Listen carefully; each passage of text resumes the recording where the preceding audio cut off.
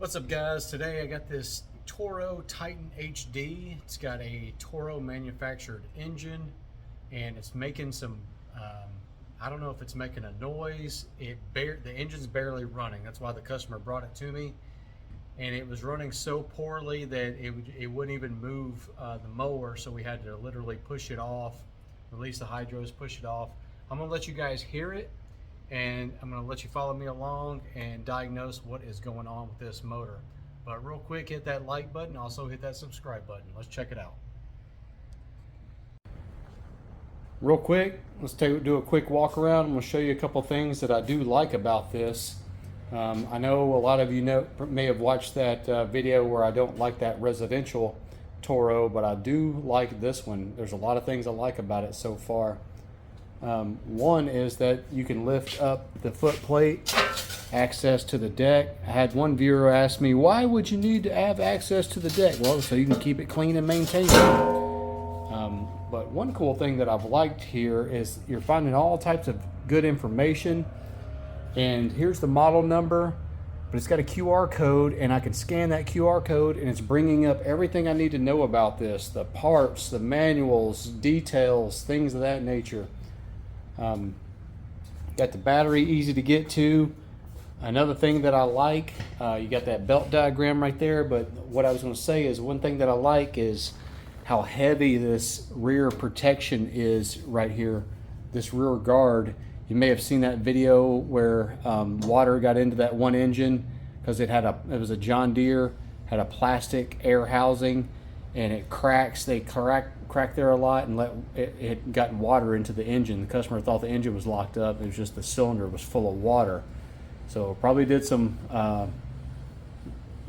faster than normal wear on that one, but this is nice. It's protecting that intake, and also this intake is cast aluminum, instead of plastic, so that's pretty nice too. Also notice that the valve covers are metal. I'm not sure if that's aluminum or what right now. But first thing I'm going to do, I'm going to let you guys hear it, and then after that I'm going to take off this rear guard, because I want to check our spark plugs, see what they look like. That's always a good indicator of what's going on with the engine. So the customer thinks that it's some type of internal damage, but yeah, I'm thinking it is running on one cylinder. My prediction is it's a valve issue. A rocker arm has come loose or something of that nature. Hopefully it's not like a broken connecting rod, but he was saying he heard something inside of the motor, and that's what's got me worried. All right, guys, so I got the parking brake up. I'm going to give it about half throttle, choke it, and let's crank her up.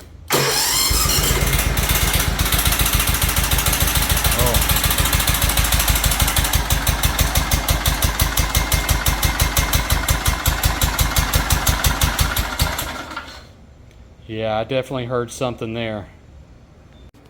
And it only ran for a few minutes. I'm going to tell you a quick, or not even a few minutes, just probably a few seconds. It sounded like it was running on one cylinder, so what I did is I kind of quickly just kind of tapped, with my finger to feel if this was warm versus the other side. This one's cold, so this cylinder is not firing right here. Now, if the engine's been running for a long time, obviously don't touch the exhaust with your bare skin, but it only ran for 15 seconds or so there. You can use a temperature gun also to determine. So what I'm going to do now is pull this spark plug here. Now, one thing that will happen sometimes is when those connecting rods break, the piston will be all the way up at the top of the cylinder, and so as that crankshaft is spinning around, you may or may not hear it kind of hit that piston. Just kind of depends. Sometimes they're quiet and just running on one cylinder. So now I'm kind of thinking he might have a broken connecting rod. So I'm gonna go ahead and pull this spark plug out and see if it is broken. I'll just be able to take like a screwdriver or an extension and just push that piston down. I shouldn't be able to do that if it's not broken. So come over here.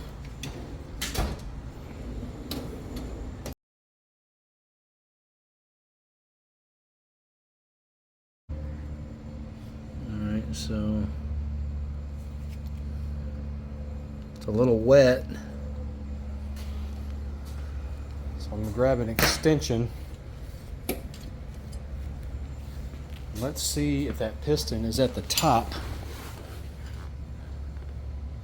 It doesn't look like it's all the way at the top, but, and no, that's good news. I'm not able to push the piston down easily. So if the piston's at the top and you're able just to push it down real easy, that's a sign you got a broken crankshaft.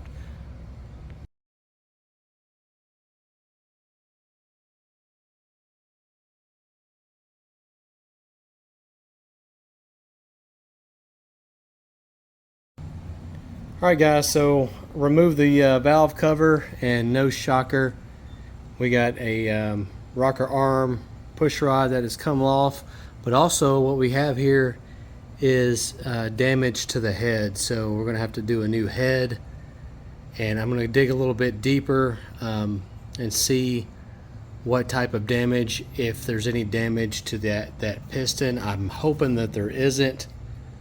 Luckily this valve didn't drop into the cylinder and mess up the combustion chamber. Hopefully it didn't. I'll put my scope in there and see. Alright, so what I'm going to do now is put my bore scope through here down into the spark plug hole, and right now, and I'm just inspecting for some damage on the piston. And right now I got the valve. I need to pull that valve out a little bit more, because basically the valve was blocking my view. You can see it right there as I pull it back. So now let's investigate a little closer here, and I can see some score marks on the top of the piston where that valve, so basically what I'm thinking happened is that the rocker arms came loose, the valve got dropped in there, causing those scoring marks, and then when it all of a sudden really rapidly pushed this valve back out, it broke the head right here. That's just what I'm predicting is what happened. So now what I'm going to do is switch the camera to the side. I just want to see if I can see any damage on the cylinder walls here.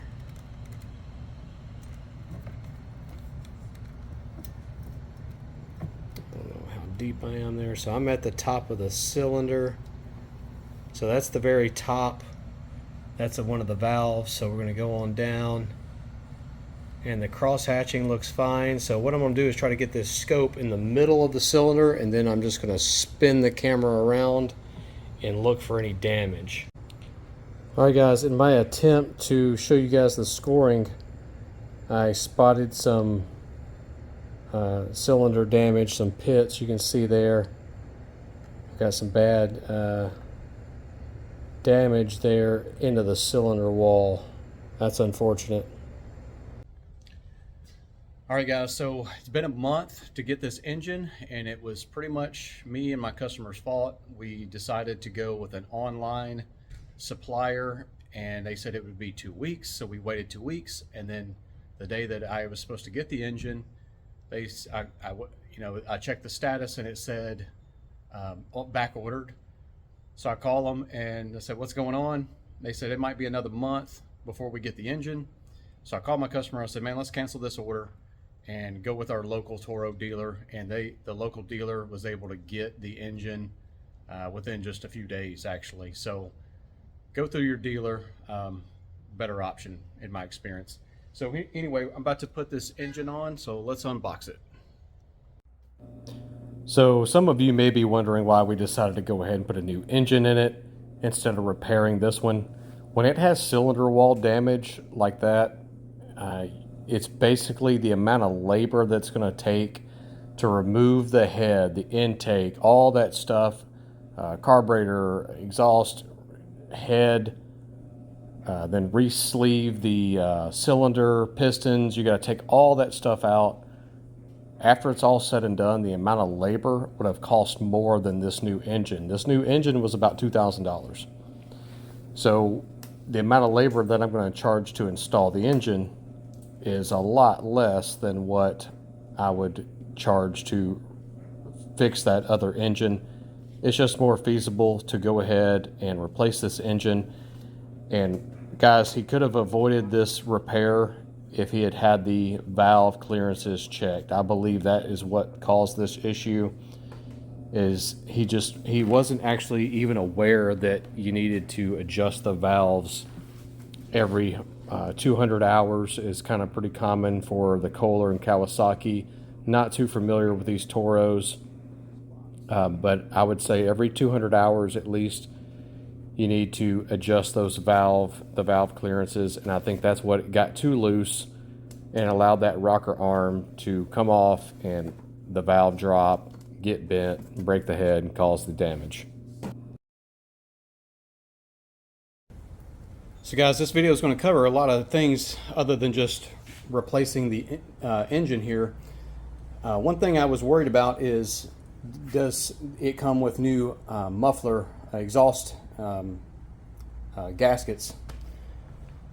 And it does. I was just looking underneath here. Some engines don't come with them, but as I lifted this off to get this plastic out of here, I was like, yeah, they got me the gaskets and new bolts and nuts and lock washers.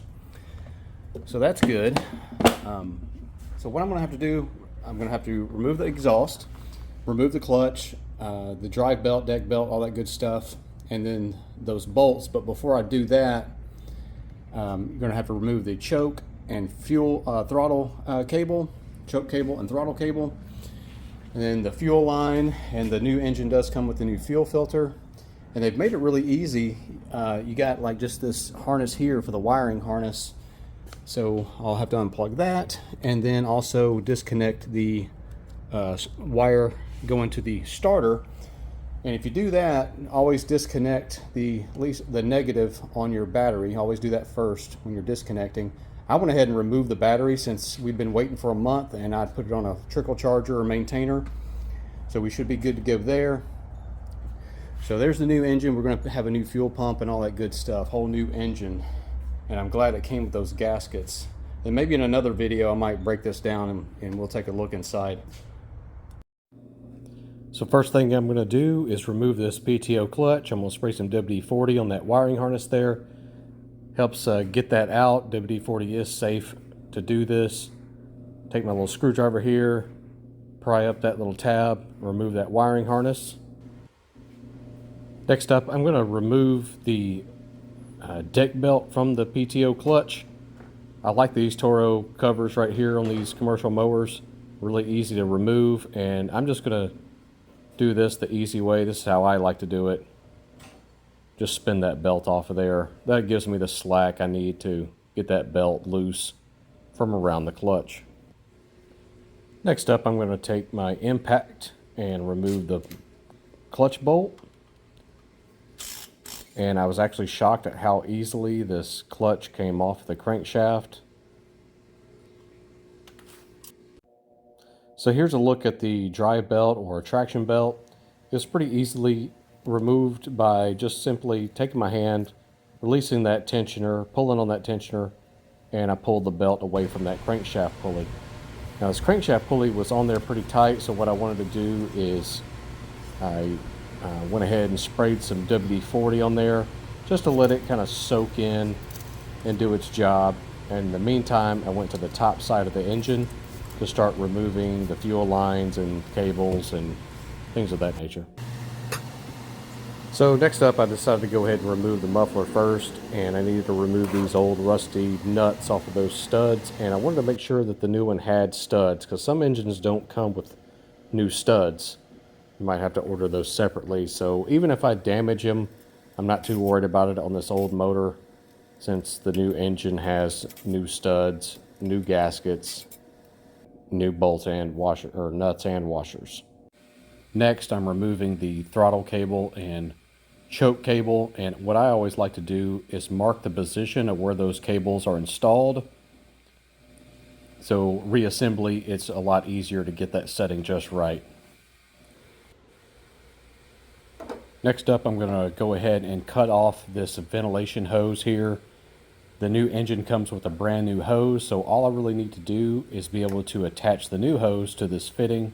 So I just went ahead and cut the old hose off, and then very carefully just slice this hose. These can get kind of dry and hard over time, so I'm just trying to be careful not to damage the nipple that the new hose has to slip onto. Next up is this fuel line hose. The new engine comes with a new fuel filter. So I always like to use WD-40. Again, I love WD-40. I use it all on everything. Makes removing those clamps a lot easier, and sometimes these hoses get really tough on these fuel filters. So just be aware of that. Now I'm going to remove this wiring harness. Very easy.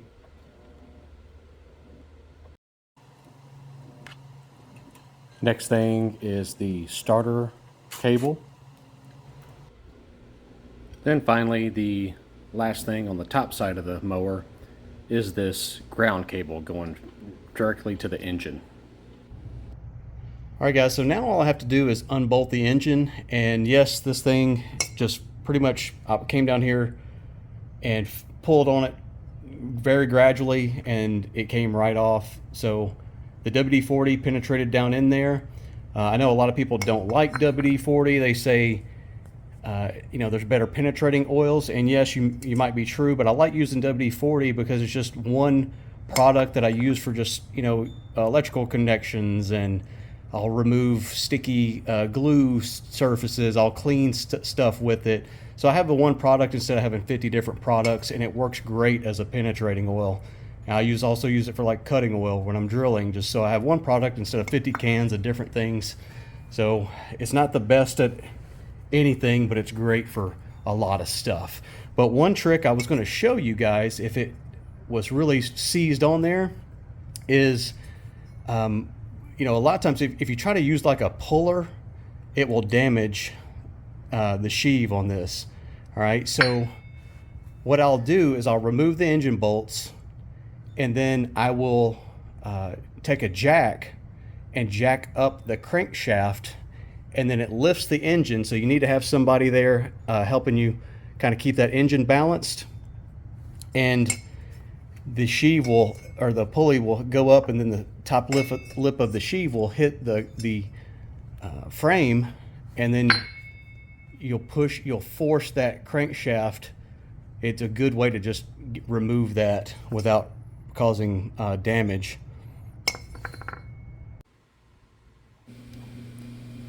So on this particular model, the two forward engine mount bolts have this clutch anti-rotation bracket, and the wiring harness for the clutch is attached to that bracket. So I just remove that wiring harness and then remove the engine mount bolts, and that plate, that clutch anti-rotation bracket, is going to come down with it. And then finally the last two bolts. Now here is the point where you got to be a professional to do this, guys. I mean, don't try this at home. I've done this a bunch. Lift with your knees. And then, so much for being a professional.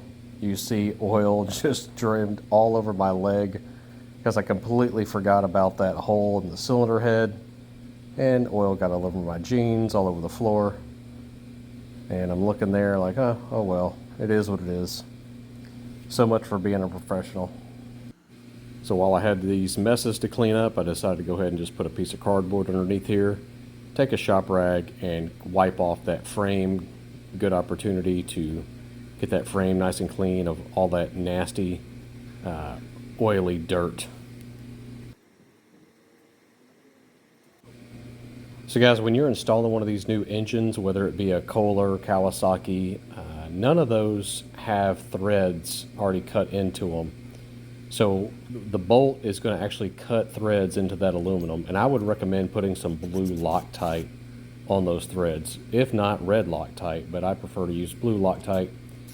And I'll use a screwdriver to line up the holes, and I'll just impact them on down. But you want to make sure those bolts, you know, clean them up nice, you know, from any oil, clean them up with a wire brush, spray some carb cleaner on it, then put your Loctite on there and sink them on in with the impact. Or what I should say is, torque them down to the proper specs. Now I'm about to reinstall the drive pulley, and what I like to do is put anti-seize on the crankshaft. Makes removing that pulley and that clutch, if you have to do it in the future, a lot easier. You can use the Permatex anti-seize on a brush, or Loctite makes it on that stick, makes it nice and easy. And don't forget your keyway. Slip that in, your key into that keyway for that drive belt pulley. Make sure that doesn't fall out as you reinstall this belt. And I reinstall the clutch harness. And next up, before I put the clutch up there, I'm going to go ahead and clean that bolt up, and I'm also going to put some blue Loctite on the threads of the clutch retainer bolt. So next up, I'm going to put the PTO clutch on, and before you get under there straining, I want you to realize there's also a key that goes in that keyway of that crankshaft on that clutch. So I'm going to go ahead and just spray some WD-40 inside of this clutch here, and you can kind of move that key. You can turn that bushing that's in the bottom to kind of get that key lined up, and you also got to keep in mind that you got to line up that anti-rotation bracket with that slot there in the body of the clutch. So you're going to kind of line up two different things at one time. And normally you can line up that key first before it makes contact with the anti-rotation bracket, and you can just kind of then turn the body of the clutch to line up with the bracket once you have it properly lined up on the crankshaft. And now again, a couple ugga-duggas, or I should say tighten to the proper specs, plug up the harness, and now all we have to do is reinstall the deck belt and we'll be good to go. And then we can hook up everything on the top side. I decided to start with the muffler first. I'm going to put some anti-seize on these studs. Normally I install the muffler before I put the engine on, but in this case I forgot to. But I'm going to show you a trick here. Since now that I got to keep this gasket from falling, just bend it a little bit and it'll keep it from falling off those studs. So it'll kind of hold it in place as you place the muffler into position. But again, it's easier to put that muffler on when the engine is, before you install the engine to the mower.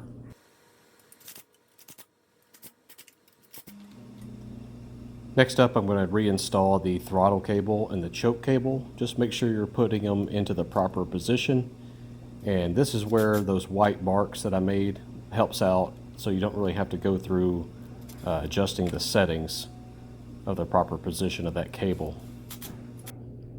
Now guys, it's just time to reinstall everything: the fuel line, ground cable, vent hose, starter cable, wiring harness. Now I got the battery. Now when you reinstall the battery, install the positive side first and then the ground. So next I wanted to see what type of oil it needed, and I was scanning that QR code to get that information. Need to add oil to this new engine, and while I was back there I noticed we have a little visitor. I'll zoom in here. Now we're down here in Florida. We have these little lizards everywhere, and it looks like this little guy got into the muffler while I had it on the floor. And despite my attempts to scare him out and let him jump out, I just couldn't, I tried to even bump the starter over a little bit, maybe it'd puff him out of there, but it didn't work. So I pretty much removed the muffler to get the lizard out. And my new little buddy was so thankful that I didn't start up the engine with him in there. He decided to run into the shop even more instead of running outside. So after reinstalling the muffler, the rear guard, and all that, looking up the correct oil, you could use 5W30 full synthetic, and that will cover all the operating temperature ranges. So that's what I'm using, the Mobile 1. full synthetic. And also guys, keep in mind that oil filter is empty right now, so once I get it to the proper level, I need to crank it up, let it fill up that oil filter, and then recheck the oil level, because it's going to take oil out of the crankcase, fill up that filter.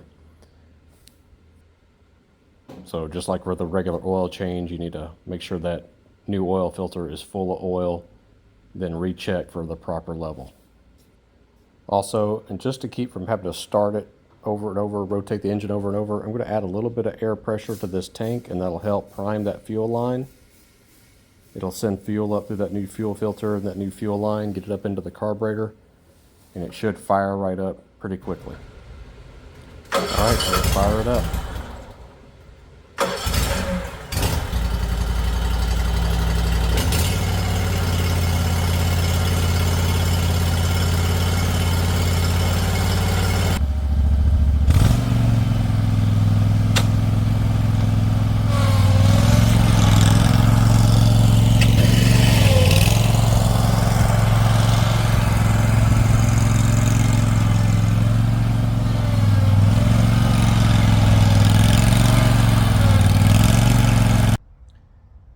So anyway, guys, that's going to wrap up this video. Hope it helps you out if you're needing to do any of that type of work on your mower.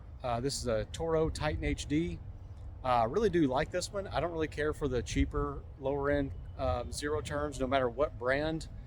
But I do like this one. It's pretty nice. And I know a lot of professional guys use them. Keep in mind, I am not cutting. I'm not a landscaper. I'm not cutting grass with them.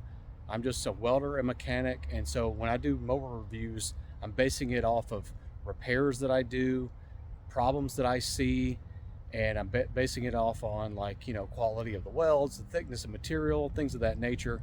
I'll do some more videos on these commercial Toros coming out soon, and the other brands. We're going to kind of go up into that next level of comparisons. But the Toros are pretty nice. Once you start getting up into the you know, lower level commercial mowers, they're super nice. I know a lot of professionals choose the Toros. So I'm going to wrap this video up. Please hit that like button, hit that subscribe button. I'll have more videos like this coming soon, guys. Thanks for watching.